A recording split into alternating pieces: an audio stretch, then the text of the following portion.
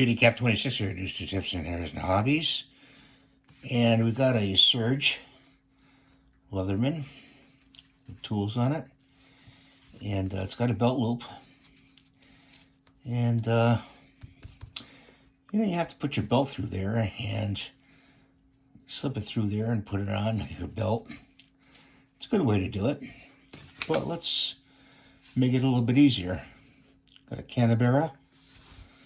Take this and you slip it in here like so.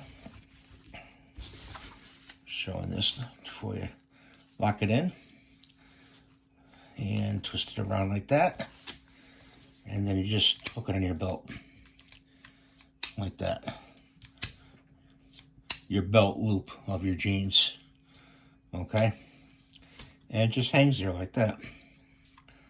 So I want to show you that today, and I hope that little tip helps you with your Leatherman Surge. You don't have to take your, on and off your belt. You could leave it on your belt, on your jeans, if you wear jeans 2 days in a row, whatever. But this, you just clip on and off the belt loop of your jeans like that. It just clicks on.